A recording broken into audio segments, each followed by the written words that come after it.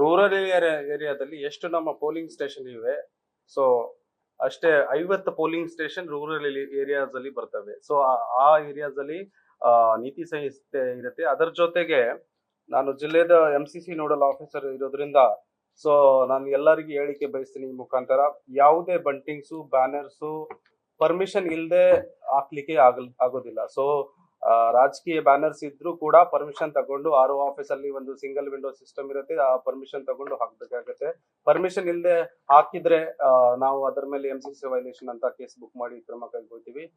ಅದರ ಜೊತೆಗೆ ಈಗಲೇ ಕೆಲವೊಂದು ಸುಮಾರು ಕಡೆ ಬ್ಯಾನರ್ಸ್ ಇರ್ಬೋದು, ಪೋಸ್ಟಿಂಗ್ ಈಗಲೇ ಡಿಫೇಸ್ಮೆಂಟ್ ನಾವು ಮಾಡ್ತಾ ಇದೀವಿ.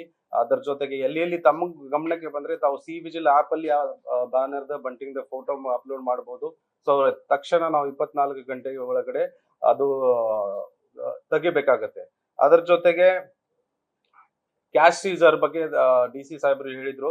ಸೊ ಕ್ಯಾಶ್ ಸೀಸರ್ ಕಮಿಟಿದ ಅಧ್ಯಕ್ಷ CO ಇರ್ತಾರೆ ಜಿಲ್ಲೆಯಲ್ಲಿ. ಸೊ 50,000ಕ್ಕಿಂತ ಹೆಚ್ಚು ಕ್ಯಾಶ್ ಸೀಸರ್ ಆಗಿದ್ರೆ, ಅಂದ್ರೆ 50,000ಕ್ಕಿಂತ ಹೆಚ್ಚು ಕ್ಯಾಶ್ ಸೀಸರ್ ಯಾರೊಬ್ರು ತಗೊಂಡು ಹೋಗ್ತಿದ್ರೆ ಸೊ ನಾವು ಸೀಸ್ ಮಾಡ್ತೀವಿ. ಸೀಸ್ ಮಾಡಿದ ನಂತರ ಅದು ಒಂದು ಕಮಿಟಿ ಇದೆ ನನ್ನ ಅಧ್ಯಕ್ಷತೆಯಲ್ಲಿ. ಸೊ ಅವರು ಏನೇನ್ ಡಾಕ್ಯುಮೆಂಟ್ಸ್ ವ್ಯಾಲಿಡ್ ಡಾಕ್ಯುಮೆಂಟ್ಸ್ ಪ್ರೊಡ್ಯೂಸ್ ಮಾಡಿದ್ರೆ ನಾವು ವಿದಿನ್ 1 ಡೇ ಅದು ಕ್ಯಾಶ್ ಬಿಡುಗಡೆ ಮಾಡ್ತೀವಿ. ಕೆಲವೊಂದ್ ಕಡೆ ಹಾಸ್ಪಿಟಲ್ ಸಲುವಾಗಿ ಇರುತ್ತದೆ ನೆಸೆಸಿಟಿ, ಕೆಲವೊಂದ್ ಕಡೆ ಎಮರ್ಜೆನ್ಸಿ ಇರುತ್ತೆ. ವಿತ್ ವ್ಯಾಲಿಡ್ ಡಾಕ್ಯುಮೆಂಟ್ಸ್ ಇದ್ರೆ ನಾವು ಖಂಡಿತ ರಿಲೀಸ್ ಮಾಡ್ತೀವಿ. ಸೊ ಆಮೇಲೆ ಸ್ವೀಪ್ ಬಗ್ಗೆ ಈಗಲೇ, ಯಾಕಂತಂದ್ರೆ ಏನಾಗುತ್ತೆ, ನಮ್ಮ ಅರ್ಬನ್ ಏರಿಯಾಸ್ ಅಲ್ಲಿ ಇಲೆಕ್ಷನ್ ವೋಟಿಂಗ್ ಪರ್ಸೆಂಟೇಜ್ ಸ್ವಲ್ಪ ಕಡಿಮೆ ಇರುತ್ತೆ ಸುಮಾರು ಕಡೆ. ಸೊ ಅದಕ್ಕಾಗಿ ನಮ್ಮ ದಾವಣಗೆರೆ ಸೌತ್ ಕಾನ್ಸ್ಟಿಟ್ಯೂನ್ಸಿಯಲ್ಲಿ ಅತಿ ಹೆಚ್ಚು ಮತದಾರರು ಈ ಚುನಾವಣಾ ಪ್ರಕ್ರಿಯೆಯಲ್ಲಿ ಭಾಗವಹಿಸಬೇಕು. ಅದಕ್ಕಾಗಿ ನಾವು ಸ್ವೀಪ್ ಅಂತ ಆಕ್ಟಿವಿಟಿ ಎಲ್ಲಾ ಕಡೆ ಮಾಡ್ಲಿಕ್ಕೆ ಎಲ್ಲ ಪ್ರಿಪೇರ್ಡ್ನೆಸ್ ಮಾಡಿದೀವಿ. ಈಗಲೇ ಸ್ವೀಪ್ ಆಕ್ಟಿವಿಟಿ ನಡೀತಾನೂ ಇದೆ.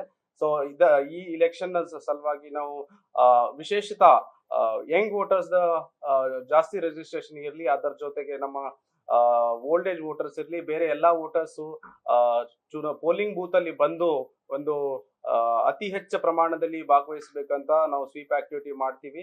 ಸೊ ಅದಕ್ಕಾಗಿ ಎಲ್ಲರೂ ಇದರಲ್ಲಿ ಈ ಚುನಾವಣೆಯಲ್ಲಿ ಭಾಗವಹಿಸಬೇಕಂತ ನಾನು ತಮ್ಮ ಮುಖಾಂತರ ಕೇಳ್ಕೊಳ್ತೀನಿ.